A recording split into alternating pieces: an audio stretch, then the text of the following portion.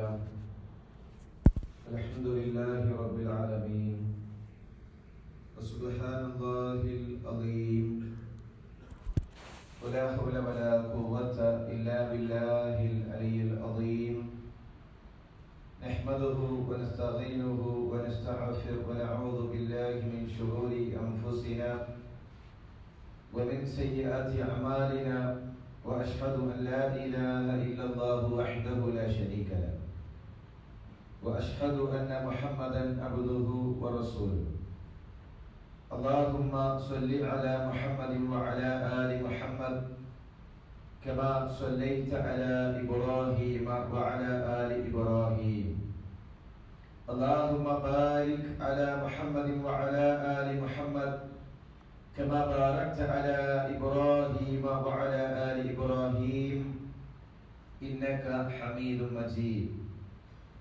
أما بعد فإن خير الحديث كتاب الله وخير الهدي هدي محمد صلى الله عليه وسلم وشر الأمور محدثاتها وكل محدثة بدعة وكل بدعة ضلالة وكل ضلالة في النار أعوذ بالله من الشيطان الرجيم بسم الله الرحمن الرحيم يا أيها الذين آمنوا اتقوا الله حق تقاته ولا تموتن إلا وأنتم مسلمون الذي خلق الموت والحياة ليبلوكم أيكم أحسن عملا ബഹുമാനമുള്ള സഹോദരി സഹോദരന്മാരെ, അല്ലാഹുവിനെ പേടിച്ച് സൂക്ഷിച്ച് വഴിപ്പെട്ട് ജീവിക്കണമെന്ന് ഉണർത്തുകയാണ്, വസിയത്ത് ചെയ്യുകയാണ്. പ്രവാചകൻ സല്ലല്ലാഹു അലൈഹി വസല്ലം തങ്ങൾ ഈ ഉമ്മത്തിന് നൽകിയ അവസാന ഉപദേശങ്ങൾ പറഞ്ഞ് വരികയായിരുന്നു. നമ്മൾ സാന്ദർഭികമായി മറിയം അലൈഹിസ്സലാമയുമായി ബന്ധപ്പെട്ട കാര്യങ്ങൾ കഴിഞ്ഞ 2 ഖുതുബകളിൽ നമ്മൾ സൂചിപ്പിച്ചു. പ്രവാചകൻ സല്ലല്ലാഹു അലൈഹി വസല്ലം തങ്ങളുടെ അവസാനത്തെ ഉപദേശങ്ങളിൽ ഏറെ പ്രാധാന്യമുള്ളതും ഒരുപാട് തവണ പ്രവാചകൻ സല്ലല്ലാഹു അലൈഹി വസല്ലം തങ്ങൾ ആവർത്തിച്ചതുമായ വസിയത്താണ് നമസ്കാരം. മഹദി ഉമ്മു സലമ റളിയല്ലാഹു തആല അൻഹ അവർ പറയുകയാണ്, كان عامة وصية النبي صلى الله عليه وسلم عند موته الصلاة. ഏറ്റവും മർമ്മപ്രധാനമായ പ്രാധാന്യമുള്ള പ്രവാചകൻ സല്ലല്ലാഹു അലൈഹി വസല്ലം തങ്ങളുടെ വഫാത്തിന്റെ മുമ്പുള്ള വസിയ്യത്ത് നമസ്കാരമാണ്. വമാ മലക്കത്ത് ഐമാനുക്കും, അടിമകളെ കുറിച്ചും പ്രവാചകൻ സല്ലല്ലാഹു അലൈഹി വസല്ലം തങ്ങൾ ഞങ്ങൾക്ക് ഉപദേശം നൽകി. ഹത്താ ജഅല നബി യുലജിലുഹാ ഫീ സ്വദ്രിഹി. അത് പറയുന്ന സമയത്ത് പ്രവാചകൻ സല്ലല്ലാഹു അലൈഹി വസല്ലം തങ്ങൾ വല്ലാതെ പ്രയാസപ്പെടുന്നുണ്ടായിരുന്നു, ആശങ്കപ്പെടുന്നുണ്ടായിരുന്നു. പ്രവാചകൻ സല്ലല്ലാഹു അലൈഹി വസല്ലം തങ്ങൾ എഴുതി വെക്കാൻ പറഞ്ഞ 3 ഉപദേശങ്ങളിൽ ഒന്ന് നമസ്കാരമാണ്. അവസാന സമയത്ത് പോലും പള്ളിയിലേക്ക് സ്വഹാബാക്കളുടെ ചുമലുകളിൽ കൈവച്ച് ജമാഅത്ത് നമസ്കാരത്തിന് പോകുന്ന പ്രവാചകൻ സല്ലല്ലാഹു അലൈഹി വസല്ലം തങ്ങളെ ഹദീസുകളിൽ കാണാം. നമ്മുടെ നാട്ടിൽ ഒരു കണ്ടുപിടിക്കുന്ന ഒരു ചെറുപ്പക്കാരനുണ്ട് എങ്കിൽ അതൊരു മോശമായിട്ടാണ് കാണുന്നത്. ആ രൂപത്തിൽ ഒരു ലഹരി ഉപയോഗിക്കുന്നവനാണ് എങ്കിൽ, പലിശക്കാരനാണ് എങ്കിൽ, അതെല്ലാം നമ്മുടെ കുടുംബം, തറവാട്ടുകാര് എന്ന നിലയിൽ അതൊരു തെറ്റായി, കുടുംബത്തിന് യോജിക്കാത്ത ഒരു കാര്യമായി എല്ലാവരും അംഗീകരിക്കും. എന്നാൽ നമസ്കരിക്കാത്ത ഒരാൾ എന്റെ കുടുംബത്തിലുണ്ട് എന്ന് പറയുമ്പോൾ അതൊരു മോശത്തരമായി ഇന്നുവരെ പലപ്പോഴും ആളുകൾക്ക് തോന്നിയിട്ടില്ല. പ്രവാചകൻ സല്ലല്ലാഹു അലൈഹി വസല്ലം തങ്ങളുടെ അവസാനത്തെ വസിയത്തുകളിൽ ഏറെ നിറഞ്ഞു നിന്ന വിഷയമാണ് നമസ്കാരം. പരിശുദ്ധ ഖുർആൻ കൽപ്പിച്ചു, ഹാഫിളു അലസ്സലവാത്ത്, നമസ്കാരം നിങ്ങൾ സൂക്ഷിക്കണം. ആ നമസ്കാരം നമുക്ക് തോന്നുമ്പോഴല്ല നിർവഹിക്കേണ്ടത്. ഇതിൽ കച്ചവടക്കാരുണ്ട്. നമ്മുടെ കീഴിൽ പണിക്ക് നിൽക്കുന്ന ആൾ തോന്നുന്ന സമയത്ത് കച്ചവടത്തിന് വന്നാൽ അവന് തോന്നുന്ന സമയത്ത് കച്ചവടം നിർത്തി കടയിൽ നിന്ന് പോയാൽ എന്തായിരിക്കും നമ്മുടെ നിലപാട്? ഉദ്യോഗസ്ഥന്മാരുണ്ട്, ഗവൺമെന്റ് വെച്ച സമയത്ത് നമ്മൾ ജോലിക്ക് കയറണം. ആ സമയം തെറ്റിച്ചിട്ടാണ് ഉദ്യോഗസ്ഥൻ ജോലിക്ക് എത്തുന്നത് എങ്കിൽ അതിനനുസരിച്ചുകൊണ്ടുള്ള നടപടികൾ ഉണ്ടാകും. നമ്മുടെ കീഴിൽ നിൽക്കുന്നവർ കൃത്യമായ സമയം പാലിക്കണം. എന്നാൽ അല്ലാഹു തആല നമുക്ക് വെച്ച സമയം തീരുമാനിക്കാൻ, ആ സമയത്തിൽ കൃത്യനിഷ്ഠത കാണിക്കാൻ നമ്മൾ തയ്യാറല്ല. പരിശുദ്ധ ഖുർആൻ നമസ്കരിക്കണമെന്നല്ല പറഞ്ഞത്, ഇന്ന സ്വലാത്ത കാനത് അലൽ മുഅ്മിനീന കിതാബൻ മൗഖൂത. സമയം നിശ്ചയിച്ചിട്ടുണ്ട്. സുബഹിക്ക് ഒരു സമയമുണ്ട്, ആ സമയത്ത് സുബഹി നമസ്കരിക്കണം. ദുഹറിന് സമയം വെച്ചിട്ടുണ്ട്, ആ സമയത്ത് ദുഹർ നമസ്കരിക്കണം. ഇശാ നമസ്കാരത്തിന് സമയമുണ്ട്, ആ സമയത്ത് ഇശാ നമസ്കരിക്കണം. നമ്മുടെ സൗകര്യത്തിനല്ല നമസ്കരിക്കേണ്ടത്, അല്ലാഹു തആല വെച്ച സമയത്ത് നമസ്കരിക്കാൻ കഴിയണം. ഇനി ആർക്കാണ് നമസ്കാരം നിർബന്ധം? ഞാൻ ഉദ്ദേശിക്കുന്നത് നമസ്കാരം ഉപേക്ഷിക്കുന്നവന്റെ ഗൗരവം സൂചിപ്പിക്കാനാണ്. പലപ്പോഴും ആളുകൾ മനസ്സിലാക്കിയിട്ടില്ല, എപ്പോഴെങ്കിലും ഒന്ന് നിസ്കരിച്ചാൽ മതി, അല്ലെങ്കിൽ കുറച്ചൊരു മടിയൊക്കെ ഉണ്ടാകുമ്പോൾ നിസ്കാരം ഒഴിവാക്കിയാലൊന്നും കുഴപ്പമില്ല. നിസ്കാരം പിന്നെ പള്ളിയിൽ ജമാഅത്തിനൊക്കെ എത്താന്ന് പറഞ്ഞാൽ അത് കുറച്ച് വയസ്സന്മാര് ചെയ്യേണ്ട പണിയാണ്. നമ്മളിപ്പോ ഇങ്ങനെ ജീവിച്ചു പോയി അവസാനം ഒരു ഹജ്ജൊക്കെ ചെയ്ത് നന്നാവാം എന്ന ധാരണയിലാണെങ്കിൽ നമസ്കാരം ആർക്കാണ് നിർബന്ധമാകുന്നത്? ആരാണ് നിസ്കാരം തുടങ്ങേണ്ടത്? ഒന്നാമതായി മുസ്ലിമാകണം. മുസ്ലിമായി ഒരു വ്യക്തിക്കാണ് നിസ്കാരം നിർബന്ധമുള്ളത്. അതുപോലെ തന്നെ ബാലിഗ്, പ്രായപൂർത്തി എത്തിയ 1-ാം തീയതി മുതൽ ഒരാൾക്ക് നിസ്കാരം നിർബന്ധം. പ്രായപൂർത്തി എത്താന്ന് പറഞ്ഞാൽ ഒന്നെങ്കിൽ 15 വയസ്സ് പൂർത്തിയാവുക, അല്ലെങ്കിൽ മീശ മുളക്കാൻ തുടങ്ങി, താടി മുളക്കാൻ തുടങ്ങി, മുഖ്യസ്ഥാനത്ത് രോമങ്ങൾ മുളക്കുവാൻ തുടങ്ങി, സ്വപ്നസ്ഖലനം സംഭവിച്ചു. ഇതിൽ എന്തെങ്കിലും ഒന്ന്, ഈ അടയാളങ്ങളിൽ ഏതെങ്കിലും ഒന്ന് സംഭവിച്ചാൽ ഒരു പുരുഷന് പ്രായപൂർത്തിയായി. ഒരു സ്ത്രീയാണെങ്കിൽ 15 വയസ്സ് പൂർത്തിയാവുക, അല്ലെങ്കിൽ ഹൈദ് ഉണ്ടാവുക, അതോടുകൂടെ പെൺകുട്ടിക്ക് നമസ്കാരം നിർബന്ധമായി. 20 വയസ്സ് കഴിയണമെന്നില്ല നിസ്കാരം നിർബന്ധമാകാൻ. ജമാഅത്തിന് പള്ളിയിലേക്ക് എത്തണമെങ്കിൽ 25 വയസ്സ് കഴിയണമെന്നില്ല. 15 വയസ്സ് പൂർത്തിയാകുന്നതോടുകൂടെ, മീശ മുളച്ചു വരുന്നതോടുകൂടെ അവന്റെ മേൽ നിർബന്ധമായ വിഷയമാണ് 5 വക്ത് നമസ്കാരം. 16-ാമത്തെ വയസ്സിലും 17-ാമത്തെ വയസ്സിലും നിസ്കരിച്ചിട്ടില്ല എങ്കിൽ, പള്ളിയിൽ ബാങ്ക് വിളിക്കുമ്പോ അങ്ങാടിയിലിരുന്ന് കഥകൾ പറഞ്ഞവരാണെങ്കിൽ ആത്മാർത്ഥമായി തൗബ ചെയ്തു മടങ്ങണം. അന്ന് അറിയില്ലായിരുന്നു, അന്ന് ബോധമില്ലായിരുന്നു എന്ന് പറഞ്ഞാൽ തീരുന്ന വിഷയമല്ല. അള്ളാഹുവിനോട് തൗബ ചെയ്തു മടങ്ങണം. മടക്കി നിസ്കരിക്കാൻ കഴിയുന്ന നിസ്കാരങ്ങൾ മടക്കി നിസ്കരിക്കണം, അത് നിർബന്ധം. അറിയാത്തത് കൊണ്ടാണ് എങ്കിൽ അള്ളാഹുവിനോട് ആത്മാർത്ഥമായി തൗബ ചെയ്തു മടങ്ങേണ്ട വിഷയമാണ്. 15 വയസ്സ് കഴിയുന്ന ബുദ്ധിയുള്ള ഒരു മുസ്ലിമാണ് എങ്കിൽ 5 വക്ത് നമസ്കാരം അവന്റെ മേൽ നിർബന്ധമായ വിഷയമാണ്. ലാ ഇലാഹ ഇല്ലല്ലാഹ് കഴിഞ്ഞാൽ ഒരു മുസ്ലിമിന്റെ മേൽ നിർബന്ധമായ വിഷയം നമസ്കാരമാണ്. പ്രവാചകൻ സല്ലല്ലാഹു അലൈഹി വസല്ലം തങ്ങൾ മുആദ് ഇബ്നു ജബൽ റളിയല്ലാഹു തആല അൻഹുവിനെ യമനിലേക്ക് പറഞ്ഞയക്കുകയാണ്. പ്രവാചകന്റെ ഉപദേശം, ഉദ്ഉഹും ഇലാ ഷഹാദതി അൻ ലാ ഇലാഹ ഇല്ലല്ലാഹ്. മുആദേ, അവിടെ ചെന്ന് ലാ ഇലാഹ ഇല്ലല്ലാഹ് ആദ്യം പഠിപ്പിക്കണം. ആദ്യം സാമൂഹ്യ സേവന പ്രവർത്തനങ്ങളല്ല, ആദ്യം നിസ്കാരമല്ല, ആദ്യം ലാ ഇലാഹ ഇല്ലല്ലാഹ്.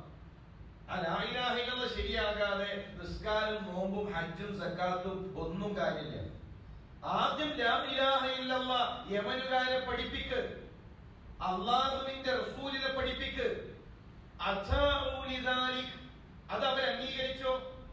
ലാ ഇലാഹ ഇല്ലല്ലാഹ് മനസ്സിലാക്കി കഴിഞ്ഞാൽ ഫഅലിംഹും അന്നല്ലാഹ ഇഫ്തറദ അലൈഹിം 5 സ്വലവാത്ത്.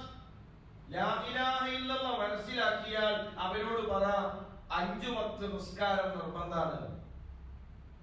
ലാ ഇലാഹ ഇല്ലല്ലാഹ് ചൊല്ലുന്നതോടുകൂടെ 5 വക്ത് നിസ്കാരം നിർബന്ധമാണ് ഒരു മുസ്ലിമിന്. ഇനി ഞാനൊന്ന് ചോദിക്കട്ടെ സഹോദരന്മാരെ, 20-30 കൊല്ലങ്ങളായി ഇസ്ലാമിന്റെ ആദർശം സ്വീകരിച്ച് മലയാള ഖുതുബ കേട്ടിട്ട് അത്തഹിയ്യാത്ത് ചൊല്ലാൻ അറിയാത്ത മുസ്ലിം, പ്രവാചകൻ സല്ലല്ലാഹു അലൈഹി വസല്ലമയുടെ പേരിലുള്ള സ്വലാത്ത് ചൊല്ലാൻ അറിയാത്ത മുസ്ലിം, നമസ്കാരത്തിന്റെ പ്രാരംഭ പ്രാർത്ഥന അറിയാത്ത മുസ്ലിം, സുജൂദിൽ എന്ത് ചൊല്ലണം, റുക്കൂയിൽ എന്ത് ചൊല്ലണം എന്നറിയാത്ത മുസ്ലിം. എന്താണ് നമ്മുടെ സാഹചര്യം? ഇത്രയും കാലങ്ങളായിട്ട് നമസ്കാരം ഒന്ന് പഠിക്കാനുള്ള മനസ്സ് നമുക്ക് വന്നിട്ടില്ല എങ്കിൽ അള്ളാഹുവിന്റെ വിചാരണയെ പേടിക്കണം.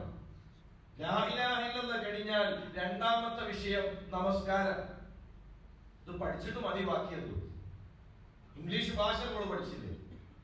10-15 കൊല്ലം ദുനിയാവിൽ ജോലിക്ക് വേണ്ടി ബാഗും തോളിലിട്ട് നമ്മൾ സ്കൂൾ വരാന്തകളിൽ പോയിരുന്നില്ലേ? നിസ്കാരം പഠിക്കാൻ എത്ര സമയം മാറ്റി വെച്ചു? മലയാളത്തിലിറങ്ങി എത്ര പുസ്തകങ്ങളുണ്ട് നമസ്കാരത്തെ കുറിച്ച്? നിസ്കാരത്തെ കുറിച്ച് പഠിച്ച ഒരാളുടെ മുന്നിലിരുന്ന് നമസ്കാരത്തിലെ പ്രാർത്ഥനകളൊന്ന് ചൊല്ലിക്കൊടുത്തോ?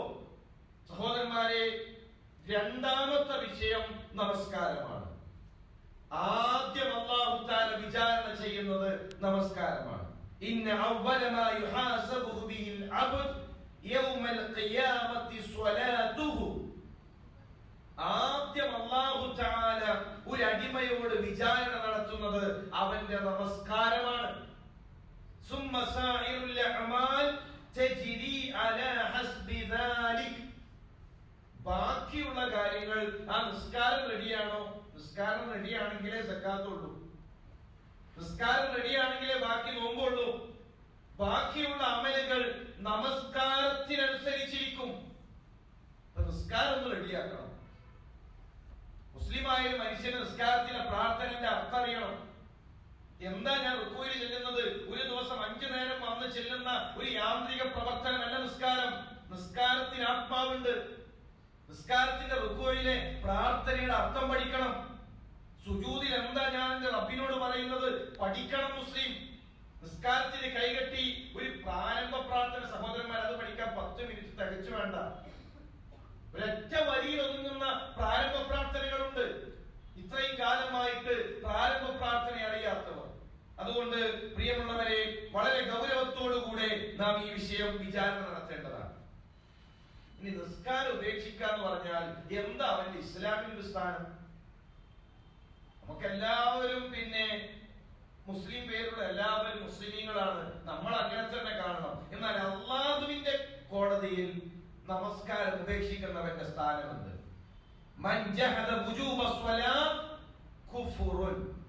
നിസ്കാരം നിർബന്ധമല്ല എന്ന് ഒരുത്തൻ പറഞ്ഞാൽ അവൻ കാഫിറാണ്. 4 വക്ത് നിസ്കാരമേ ഉള്ളൂ എന്ന് പറഞ്ഞാൽ ഇസ്ലാം ദീനിൽ അവന് സ്ഥാനമില്ല. സുബഹിണ്ട്, ദുഹറുണ്ട്, അസറുണ്ട്, മഗ്രിബുണ്ട്, ഇശാ ഞാൻ അംഗീകരിക്കൂല. അവൻ ഇസ്ലാം ദീനിൽ സ്ഥാനമില്ല.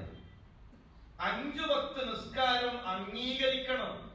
അതിന്റെ നമസ്കാരത്തിന്റെ ഹുക്മിനെ, നമസ്കാരത്തെ നിഷേധിക്കൽ കുഫ്റാണ്.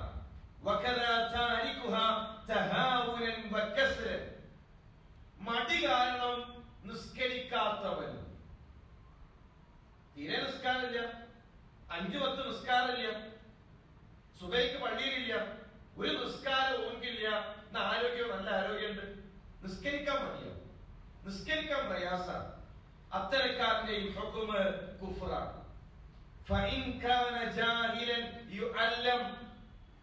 നിസ്കാരത്തിന്റെ പ്രാധാന്യം അറിയാത്തത് കൊണ്ടാണ് നിസ്കരിക്കാത്തത് എങ്കിൽ മുസ്ലിം ഉമ്മത്തിന് നേതൃത്വം ചെന്ന് പഠിപ്പിച്ചു കൊടുക്കണം.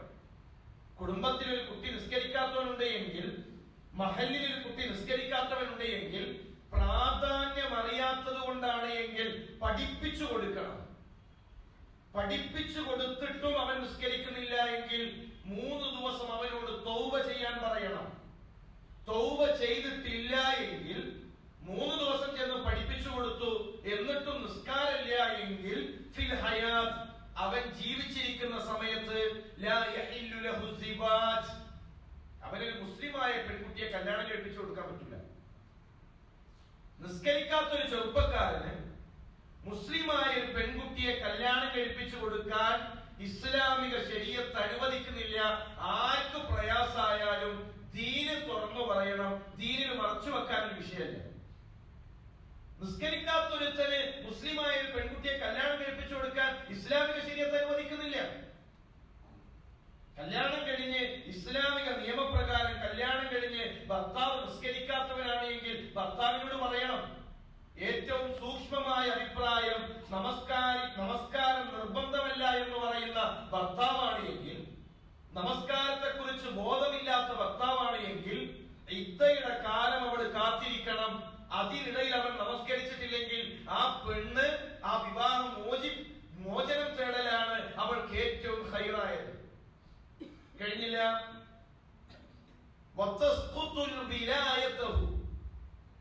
നമസ്കരിക്കാത്ത ഒരുത്തന് വിലായത്തിന് അധികാരമില്ല. മകളുടെ വലിയായി കല്യാണത്തിന് കൈ കൊടുക്കാൻ പറ്റൂല.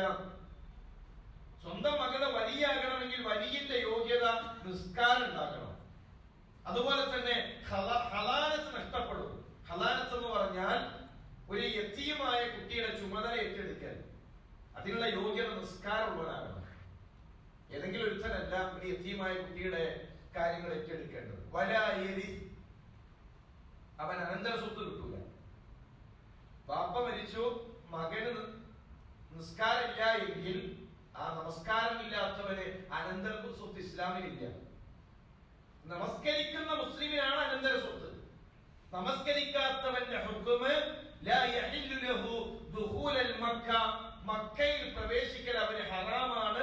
ലിഅന്നഹു കാഫിറുൻ, അവന് കാഫിറിന്റെ ഹുക്മാണ്. ഞാൻ എന്റെ വക പറയല്ല, മുൻഗാമികളായ സലഫുകൾ പറഞ്ഞു വെച്ച വാക്കാണ്. മക്കയിൽ പ്രവേശിക്കൽ അവന് ഹറാമാണ്, അവന് കാഫിറിന്റെ അതേ ഹുക്മാണ്. ഇദാ മാത ലാ യുഗസ്സൽ, നിസ്കരിക്കാത്ത ഒരുത്തൻ മരണപ്പെട്ടാൽ അവന്റെ മയ്യത്ത് ഒളിപ്പിക്കൽ മുസ്ലിമീങ്ങൾക്ക് ബാധ്യതയില്ല. വലാ യുകഫൻ, അവനെ മറമാടേണ്ട ബാധ്യത മുസ്ലിമീങ്ങൾക്കില്ല. വലാ യുസല്ല അലൈഹി, നമസ്കാരമില്ലാത്ത ഒരുത്തന്റെ മയ്യത്ത് നമസ്കരിക്കൽ മുസ്ലിമീങ്ങൾക്ക് നിർബന്ധമില്ല. വലാ യുദ്ഫൻ ഫീ മകാബിരിൽ മുസ്ലിമീൻ, മുസ്ലിമീങ്ങളുടെ മഖ്ബറയിൽ അവനെ മറമാടേണ്ട ആവശ്യവുമില്ല. മുസ്ലിമീങ്ങളുടെ കൂട്ടത്തിൽ മറമാടേണ്ടത് നമസ്കരിക്കുന്നവനെ. മുസ്ലിമീങ്ങൾ ചെന്ന് മയ്യത്ത് കുളിപ്പിക്കേണ്ടത് നമസ്കരിക്കുന്നവനെയാണ്. മുസ്ലിമായി മരിക്കണം എന്ന് ആഗ്രഹമുള്ളവനെയല്ലേ മുസ്ലിമീങ്ങൾ കുളിപ്പിക്കേണ്ടത്. 5 നേരം അല്ലാഹു പള്ളിയിൽ നിന്ന് വിളിക്കുമ്പോ നമസ്കാരത്തിലേക്ക് വാ, വിജയത്തിലേക്ക് വാ എന്ന് പറയുമ്പോ അള്ളാഹുവിനെ കുറിച്ച് ബോധമില്ലാതെ അങ്ങാടിയിൽ കഥ പറഞ്ഞിരുന്നവൻ സുബഹി നമസ്കാരത്തിന്റെ സമയത്ത് പള്ളിയിൽ നിന്ന് വിളിക്കുമ്പോ മൂടിപ്പുതച്ച് കിടന്നുറങ്ങുന്നവൻ, നമസ്കാരത്തെ കുറിച്ച് ചിന്തയില്ലാത്തവന് മുസ്ലിമീങ്ങൾ എന്തിന് ഇസ്ലാമിന്റെ ശിയാർ നടപ്പിലാക്കണം? അതുകൊണ്ട് സഹോദരന്മാരെ, വളരെ ഗൗരവത്തോടു കൂടി നാം മനസ്സിലാക്കേണ്ട വിഷയമാണ് നമസ്കാരം എന്നുള്ളത്. ലാ ഇലാഹ ഇല്ലല്ലാഹ് പോലെ തന്നെ പ്രാധാന്യമുള്ള വിഷയമാണ്.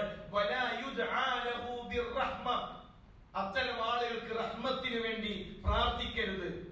വയഖ്ലുദു ഫിന്നാർ ലിഅന്നഹു കാഫിർ, അവൻ നരകത്തിൽ നിത്യവാസിയാണ്. അവന്റെ ഹുക്മ് കാഫിറിന്റെ ഹുക്മാണ്. മൻ തറക സ്വലാത്തൻ മുത്ലഖൻ, നിരുപാധികം ഒരുത്തൻ നമസ്കാരം ഉപേക്ഷിച്ചു, തീരെ നിസ്കാരമില്ല, അങ്ങനെയാണെങ്കിൽ അവന് കുഫ്ർ, കാഫിറിന്റെ ഹുക്മാണ്. ഇനി അവൻ ഉപേക്ഷിക്കുന്നു അഹ്യാനൻ, ചില സമയത്ത് അവൻ നിസ്കരിക്കുന്നുണ്ട്, ചില സമയത്ത് നിസ്കരിക്കണില്ല. സുബൈക്കുണ്ട്, ളുഹറിനില്ല, അസറിനുണ്ട്, മഗ്രിബിനില്ല, വല്ലപ്പോഴും ജുമഅക്ക് വരും. അങ്ങനെയാണെങ്കിൽ അവൻ ഫാസിഖിന്റെ ഹുക്മാണ്. തീരെ നമസ്കരിക്കാത്തവനാണ് എങ്കിൽ, അല്ലെങ്കിൽ നമസ്കാരത്തിന്റെ വുജൂബിയത്തിനെ നിഷേധിക്കുന്നവനാണെങ്കിൽ അവന് കാഫിറിന്റെ ഹുക്മാണ്. ഇനി മടി കാരണം സുബൈണ്ട്, ളുഹറില്ല, ഇടയ്ക്കിടയ്ക്ക് നിസ്കാരമുള്ളവനാണ് എങ്കിൽ അവനും ഫാസിഖിന്റെ ഹുക്മിലാണ് അവനെ പെടുത്തുക. രണ്ടാണെങ്കിലും നരകത്തിലേക്കുള്ള വഴിയാണ്. രണ്ടാണെങ്കിലും നരകത്തിലേക്കുള്ള വഴിയാണ്. അതുകൊണ്ട് പ്രിയമുള്ളവരെ, കുടുംബത്തിൽ നമസ്കരിക്കാത്തൊരുത്തനുണ്ട് എങ്കിൽ ഉപദേശിക്കേണ്ടത് കാരണവന്മാരുടെ ബാധ്യത. മഹല്ലിന് നിസ്കാരത്തെ കുറിച്ച് ബോധമില്ലാത്ത ഒരാളുണ്ട് എങ്കിൽ ഈ മഹല്ലിന് നേതൃത്വം കൊടുക്കുന്നവരുടെ ബാധ്യതയാണ് ചെന്ന് കണ്ട് സംസാരിക്കണം, പഠിപ്പിച്ചു കൊടുക്കണം. മകളുടെ കല്യാണം നടത്തുമ്പോ ആദ്യം എത്ര സ്വത്തുണ്ട് എന്നല്ല നോക്കേണ്ടത്, അവരെ പറമ്പ് എത്ര ഉണ്ട്, NH-ന്റെ സൈഡിലാണോ വീട്, അതൊന്നുമല്ല ആരും നോക്കേണ്ടത്. ആദ്യം സുബൈക്ക് പള്ളിയിലൊന്ന് പോവാ ബാപ്പ. മരുമോൻ വീട്ടിലുള്ള ഒരു ദിവസം സുബൈക്ക് പള്ളിയിൽ പോയിട്ട് പള്ളിയിൽ ജമാഅത്തിനുണ്ടോ എന്ന് നോക്കണം. നിസ്കാരത്തിന് എന്റെ മകളെ കൈപിടിച്ചേൽപ്പിക്കുന്ന പുരുഷൻ പള്ളിയിലുണ്ടോ? ഓന്റെ സാലറി എത്ര പൂജ്യങ്ങളുണ്ട്, ഓന്റെ പറമ്പ് എത്ര ഉണ്ട്, പിന്നെ എത്ര വരുമാനം വരുന്നുണ്ട്, അതൊന്നും നോക്കേണ്ടതില്ല. നമസ്കാരമുണ്ടോ, ദീനുണ്ടോ എന്ന് നോക്കണം. വളരെ ഗൗരവത്തോടു കൂടെ കാണേണ്ട വിഷയമാണ്. യുദ്ധമുഖത്ത് പോലും നിസ്കാരം. ഒരു യുദ്ധം നടക്കുമ്പോൾ എത്ര പ്രയാസം ഉണ്ടായിരിക്കും. യുദ്ധം നടക്കുന്ന സമയത്താണെങ്കിൽ പോലും നമസ്കാരത്തിന്റെ വിഷയത്തിൽ ഇളവില്ല. അവിടെ നമസ്കാരം നിർവഹിക്കണം. ട്രെയിൻ യാത്രകളിൽ നല്ല അത്ഭുതം തോന്നി. ഒരു ചെറിയ കുട്ടി പിന്നെ ഇരിക്കുന്ന സീറ്റിൽ വന്നിട്ട് പറയാൻ എനിക്കൊന്ന് മാറിത്തരോ നിസ്കരിക്കാനാണ്. ക്യാമ്പസിൽ പഠിക്കുന്ന ഒരു കുട്ടി വന്നിട്ട് മാറ്റിയിരുത്തി, ആ സീറ്റിലുള്ള മുഴുവൻ ആളുകളെയും മാറ്റിയിരുത്തി അവൻ ഖിബ്ല നോക്കിയിട്ട് സീറ്റിൽ ഇരുന്ന് നിസ്കരിക്കാൻ പ്രഖ്യാപിക്കാണ്, ഞാനൊരു മുസ്ലിമാണ്. അള്ളാഹുവിന്റെ സമയം, നമസ്കാരത്തിന്റെ സമയം വന്നെത്തിക്കഴിഞ്ഞാൽ എവിടെയാണെങ്കിലും ഇസ്ലാമിന്റെ ശിആർ ആര് കാണുന്നുണ്ടെങ്കിലും ഞാൻ ഉയർത്തിപ്പിടിക്കുമെന്ന പ്രഖ്യാപനം. നമ്മളോ കുടുംബത്തിന്റെ കല്യാണത്തിനൊന്നും ദുഹറുമില്ല, അസറുമില്ല. മഗ്രിബ് കഴിഞ്ഞിട്ടാണ്, മഗ്രിബിന്റെ സമയത്താണ് ദുഹർ നമസ്കരിക്കുന്നത്, അസർ നിസ്കരിക്കുന്നത്. ഒരു യാത്രയിലാണെങ്കിൽ എല്ലാം കഴിഞ്ഞ് നമ്മുടെ യാത്ര കഴിഞ്ഞിട്ടാണ് സുബഹിയും ദുഹറും എല്ലാം നിസ്കരിക്കുന്നത്. ഖളാ കൂട്ടാന്നാണ് പേര്. ഖളാ എന്ന് പറഞ്ഞാൽ നഷ്ടപ്പെട്ടു എന്നാണ്. കഴിഞ്ഞു. ദുഹർ ഖള വീട്ടാന്നുള്ള ഏർപ്പാട് ഇസ്ലാമിലില്ല. അസർ ഖള വീട്ടാന്ന് പറഞ്ഞ ഏർപ്പാടില്ല. സമയം കഴിഞ്ഞാൽ നമസ്കാരം കഴിഞ്ഞു. ജംഉം കസ്റും അനുവദിച്ചിട്ടുണ്ട്. ഇസ്ലാം പ്രയാസപ്പെടുത്താൻ അനുവദിക്കുന്നില്ല. എല്ലാ ഇളവുകളും ഇസ്ലാം അനുവദിച്ചു. നിങ്ങൾക്ക് നമസ്കാരം ദുഹറും അസറും പ്രയാസാണോ, യാത്രയിലാണോ, ഒന്നിച്ച് നമസ്കരിക്കാം. ശക്തമായ മഴയുണ്ടോ, നിങ്ങൾക്ക് ജംഉ ചെയ്യാം, ഒന്നിച്ച് നമസ്കരിക്കാം. യാത്രയിലാണോ, ദുഹർ 4 നിസ്കരിക്കേണ്ട, 2 റക്അത്ത് നിസ്കരിക്കണം. അസർ 2 റക്അത്ത് നിസ്കരിച്ചാൽ മതി. ഖസ്റും ജംഉം ഇസ്ലാം അനുവദിച്ചു. ഖളാ വീട്ടാനുള്ള സാധാരണ നമ്മുടെ നാട്ടിലെ സ്ത്രീകള് കല്യാണത്തിന് ചെയ്യുന്ന ആ ഏർപ്പാട് ഇസ്ലാം പഠിപ്പിച്ചിട്ടില്ല. അതുകൊണ്ട് സഹോദരന്മാരെ, വളരെ ഗൗരവത്തോടുകൂടെ നമ്മുടെ മക്കളെ പഠിപ്പിക്കേണ്ട, നമ്മൾ പഠിക്കേണ്ട വിഷയമാണ് നമസ്കാരം. ഒരു കുട്ടിയോട് 7ാമത്തെ വയസ്സു മുതൽ ഉപ്പ പറയണം, എന്റെ കുട്ടി നിസ്കരിച്ചോ. രാവിലെ നമ്മള് സുബഹി നിസ്കരിച്ച് വീട്ടിലേക്ക് എത്തുമ്പോ കുട്ടി ചായയും ബിസ്ക്കറ്റും തിന്നുമ്പോ മോനെ ചായ കുടിച്ചോ എന്ന് ചോദിക്കുന്ന കൂട്ടത്തിൽ എന്റെ കുട്ടി നിസ്കരിച്ചോ എന്നൊരു ബാപ്പ ചോദിക്കണം. രാത്രി കച്ചവടം കഴിഞ്ഞ് വരുമ്പോ എന്റെ കുട്ടി ഹോംവർക്ക് ചെയ്തോ, പുസ്തകങ്ങളൊക്കെ എടുത്തു വെച്ചോ എന്ന് ചോദിക്കുന്ന കൂട്ടത്തിൽ ഒരു ഉപ്പ ചോദിക്കണം, എന്റെ കുട്ടി ഇശ നിസ്കരിച്ചിട്ടുണ്ടോ. തല്ലണ്ട, അടിക്കൊന്നും വേണ്ട. 7 വയസ്സു മുതൽ 10 വയസ്സ് വരെ ഒരു ഉപ്പ ചോദിച്ചിരിക്കണം, ഉമ്മ ചോദിച്ചിരിക്കണം നിസ്കാരത്തെ കുറിച്ച്. 10 വയസ്സാകുന്നതിനിടയിൽ ഒരു മുസ്ലിമിന്റെ കുട്ടിയുടെ കാതിൽ 7000-ത്തിലധികം തവണ ഉപ്പയുടെ ചോദ്യം ഉണ്ടായിരിക്കും, എന്റെ കുട്ടി നിസ്കരിച്ചോ. അങ്ങനെ ചോദിച്ചൊരു ഉപ്പയുടെ, അങ്ങനെ ചോദിച്ചൊരു ഉമ്മയുടെ കുട്ടി എങ്ങനെ നിസ്കരിക്കാതിരിക്കും? എങ്ങനെ 10 വയസ്സായിട്ടും പള്ളിയിലെത്താതിരിക്കും? എങ്ങനെ നമസ്കാരത്തിലെ പ്രാർത്ഥനകൾ അവൻ അർത്ഥമറിയാതിരിക്കും? ഉപ്പ മരിച്ച സമയത്ത് ഉസ്താദിന് എങ്ങനെ മെസ്സേജ് അയക്കും, ഉസ്താദെ മയ്യത്ത് നിസ്കാരത്തിന്റെ പ്രാർത്ഥന അയച്ചോ. ഉപ്പാനെ മയ്യത്തായി പള്ളിയിൽ കൊണ്ടുവച്ച് വരുമ്പോഴാണ് മക്കളുടെ ചോദ്യം, മയ്യത്ത് നിസ്കാരം ഒന്ന് പഠിപ്പിച്ചോ. ആ 2 മണിക്കൂർ കൊണ്ട് എങ്ങനെ പഠിക്കാൻ? അതുകൊണ്ട് സഹോദരന്മാരെ, ചെറിയ പ്രായം തൊട്ട് മക്കൾക്ക് നമസ്കാരത്തെ കുറിച്ച് ബോധം നൽകുക, നമ്മൾ നമസ്കാരത്തെ കുറിച്ച് ബോധമുള്ളവരാവുക. അല്ലാഹു തആല അങ്ങനെയുള്ള മുത്തഖീങ്ങളിൽ നമ്മെ ഉൾപ്പെടുത്തി അനുഗ്രഹിക്കുമാറാകട്ടെ.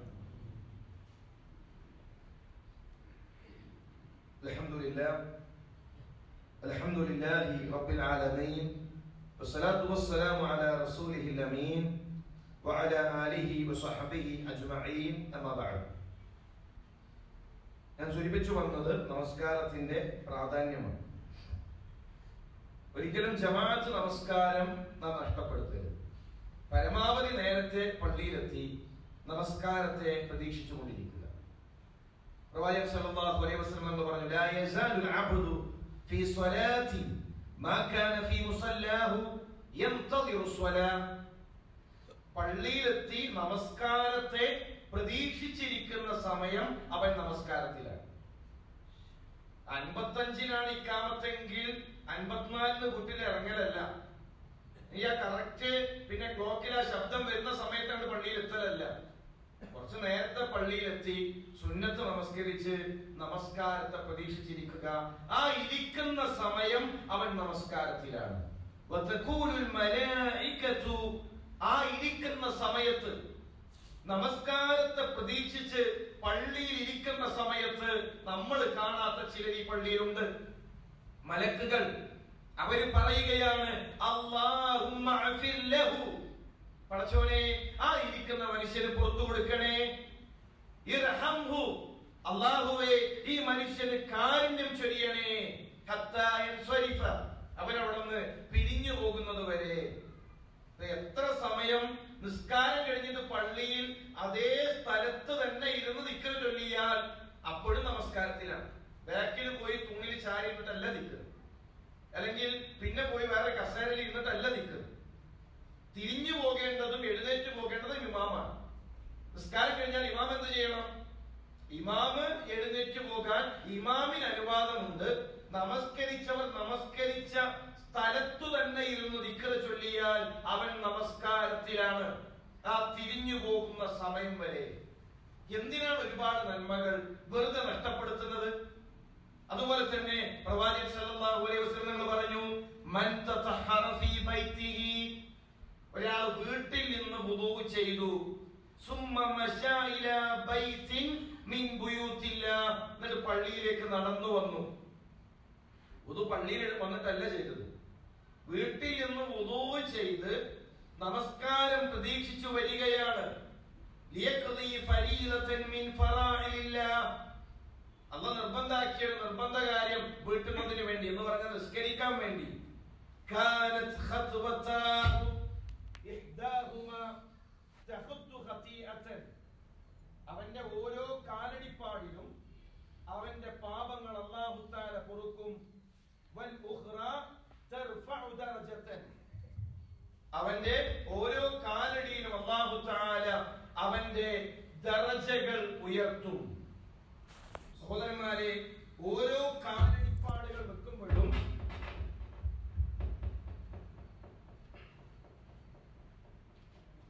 നമ്മുടെ പാപങ്ങൾ അല്ലാഹു തആല പുറത്തു നൽകുകയാണ്. നമ്മുടെ ദറജകൾ അല്ലാഹു തആല ഉയർത്തുകയാണ്. അതുകൊണ്ട് നമസ്കാരത്തെ പറ്റി ഒരു ആത്മവിചാരണ നമുക്ക് വേണം. നിസ്കരിക്കണുണ്ട് എല്ലാവരും, പറയാൻ കഴിയോ നിസ്കാരത്തിന് ഒരു ആത്മാവുണ്ട് എന്ന്? എന്റെ നമസ്കാരത്തിലെ പ്രാർത്ഥനകൾ എനിക്കറിയാം. നിസ്കാരം മുനാജാത്താണ്, അള്ളാഹുമായിട്ടുള്ള സംസാരമാണ് നമസ്കാരം. അള്ളാഹുമായി സംസാരിക്കുമ്പോൾ നമ്മൾ പറയുന്നത് എന്താണെന്ന് നമുക്കറിയണ്ടേ? ഞാൻ എന്താണ് എന്റെ റബ്ബിനോട് പറയുന്നത്? 60, 40, 50 കൊല്ലമായി അള്ളാഹുവിന്റെ മുന്നിൽ സംസാരിച്ചിട്ട് അള്ളാഹുവിനോട് 5 നേരം പറയാനുള്ളത് പറഞ്ഞിട്ട് എന്താ പറഞ്ഞത് എന്നറിയാത്ത സാഹചര്യമാണെങ്കിൽ സഹോദരന്മാരെ, ആ നമസ്കാരത്തിന് എന്ത് സ്ഥാനമാണുള്ളത്? അതുകൊണ്ട് ആത്മാർത്ഥമായി നമസ്കാരത്തെ കുറിച്ച് കൃത്യമായി പഠിക്കേണ്ടതുണ്ട്. നമസ്കാരത്തിലെ പ്രാർത്ഥനകൾ, നമസ്കാരത്തിലെ പ്രാർത്ഥനകളുടെ അർത്ഥങ്ങൾ. സ്വല്ലൂ കമാ റഅയ്തുമൂനി ഉസല്ലി, ഞാൻ എങ്ങനെ നമസ്കരിച്ചതായി നിങ്ങൾ കണ്ടുവോ അപ്രകാരം നിങ്ങൾ നിസ്കരിക്കുക. പ്രവാചകൻ സല്ലല്ലാഹു അലൈഹി വസല്ലം തങ്ങൾ കാണിച്ചു തന്ന നമസ്കാരത്തിന്റെ രീതിയുണ്ട്. പ്രവാചകൻ സല്ലല്ലാഹു അലൈഹി വസല്ലം തങ്ങൾ റുകൂ ചെയ്ത പോലെ റുകൂ ചെയ്ത്, പ്രവാചകന്റെ സുജൂദ് പോലെ സുജൂദ് ചെയ്ത്, പ്രവാചകൻ സല്ലല്ലാഹു അലൈഹി വസല്ലം തങ്ങൾ പഠിപ്പിച്ചു തന്ന രൂപത്തിൽ നമ്മുടെ നമസ്കാരത്തെ, നമ്മുടെ ഇബാദത്തുകളെ മാറ്റാൻ സാധിക്കണം. ജുമഅയിൽ പള്ളികൾ, നമ്മുടെ നാട്ടിലുള്ള മുഴുവൻ പള്ളികളും നിറഞ്ഞു കവിഞ്ഞിട്ടുണ്ട്. ബാക്കിയുള്ള സമയത്തൊക്കെ 1ഉം 2ഉം സ്വഫാണ് പള്ളികളിൽ ഉള്ളത് എങ്കിൽ ഈ ബാക്കിയുള്ള ആളുകൾ എവിടെയാണ്? ജുമുഅ മാത്രമല്ലല്ലോ മുസ്ലിമിന് നിർബന്ധം. ഇനി അതിന് വല്ല തെളിവുണ്ടെങ്കിൽ പറയണം. ളുഹർ ജമാഅത്തിന് പള്ളിയിലേക്ക് എത്തണ്ട, അസർ ജമാഅത്തിന് പള്ളിയിലേക്ക് എത്തണ്ട, സുബൈ ജമാഅത്തിന്റെ സമയത്ത് തണുപ്പാണ്, അതുകൊണ്ട് പള്ളിയിലേക്ക് എത്തണ്ട, ജലദോഷാണ്, അതുകൊണ്ട് പള്ളിയിലേക്ക് എത്തണ്ട എന്ന് തെളിവുണ്ടെങ്കിൽ കാണിക്കണം. കണ്ണ് കാണാത്ത അബ്ദുല്ലാഹി ഇബ്നു ഉമ്മു മക്തൂമിന്റേതാണ് ചോദ്യം. നബിയെ, സുബൈയിൽ ഒരു ഇളവ് നൽകുമോ? വരുന്ന വഴിയിൽ പ്രയാസാണ്, കൈ പിടിച്ച് കൊണ്ടുവരാൻ ഒരാളില്ല, അതുകൊണ്ട് നബിയെ ഒരു അനുവാദം നൽകുമോ, ഒരു റുഖ്സ, ഇളവ് നൽകുമോ? കണ്ണിന് കാഴ്ചക്കുറവല്ല, കണ്ണില്ല. ആദ്യ അനുവാദം നൽകി. അടുത്ത ചോദ്യം, നിദാ പള്ളിയിലെ വിളി കേൾക്കുന്നുണ്ടോ? ബാങ്ക് കേൾക്കുന്നുണ്ടോ? പ്രവാചകരെ, ബാങ്ക് കേൾക്കുന്നുണ്ട്. അജിബ്, ഉത്തരം നൽകണം. ജമാഅത്തിന് പള്ളിയിലെത്തണം. നമ്മളോ എല്ലാവിധ സൗകര്യങ്ങളുള്ള, ഫോണിൽ അലാറുണ്ട്, അതുപോലെ തന്നെ എല്ലാവിധ സംവിധാനങ്ങളും, വീട്ടില് ബൈക്ക് ഉണ്ട്, ടോർച്ച് ഉണ്ട്, ഒരു ഇടങ്ങേർ ഒരു പ്രയാസമില്ല മുസ്ലിം ഉമ്മത്തിന്. വീടിന്റെ 2 കിലോമീറ്ററിനുള്ളിൽ ഒരു 4 പള്ളിയെങ്കിലും ഇന്ന് നമ്മുടെ നാട്ടിലുണ്ട്. അത്രയും സംവിധാനങ്ങൾ ഉണ്ടായിട്ട് നമുക്ക് ജമാഅത്ത് നഷ്ടപ്പെടുത്താൻ എന്ത് ന്യായമാണുള്ളത്? ജുമുഅ മാത്രമല്ല മുസ്ലിം ഉമ്മത്തിന് നിർബന്ധം. ജുമുഅയെ പോലെ പ്രാധാന്യമാണ് ളുഹറും അസ്റും മഗ്രിബും ഇശാവും. അതുകൊണ്ട് സഹോദരന്മാരെ, നമസ്കാരത്തിന്റെ വിഷയത്തിൽ ഒരു ആത്മവിചാരണ. ലാ ഇലാഹ ഇല്ലല്ലാഹ് കഴിഞ്ഞാൽ കർമ്മങ്ങളിൽ ആദ്യം പടച്ചോൻ വിചാരണക്കെടുക്കൽ നിസ്കാരം. ആദ്യം ചോദിക്കൽ നിസ്കാരം. അത് രക്ഷപ്പെട്ടാൽ മാത്രമാണ് പരലോകത്ത് രക്ഷയെങ്കിൽ അവസാന സമയത്തും പ്രവാചകൻ സല്ലല്ലാഹു അലൈഹി വസല്ലം തങ്ങൾ ഉമ്മത്തിനോട് പറഞ്ഞത് അസ്വലാത്ത്, അസ്വലാത്ത്, നിസ്കാരം, നിസ്കാരം. ഉമ്മത്തെ, നിസ്കാരം കരുതിയിരിക്കുക, നിസ്കാരത്തിന്റെ വിഷയത്തിൽ ഗൗരവം കാണിക്കുക എന്നതാണെങ്കിൽ ആ ഒരു ഗൗരവം നാം കാത്തു സൂക്ഷിക്കണം. അല്ലാഹു തആല നമസ്കാരം ശ്രദ്ധിക്കുന്ന, നമസ്കാരം കൊണ്ട് ദുനിയാവും ആഖിറവും നേടുന്ന ആളുകളിൽ നമ്മെ ഉൾപ്പെടുത്തി അനുഗ്രഹിക്കുമാറാകട്ടെ.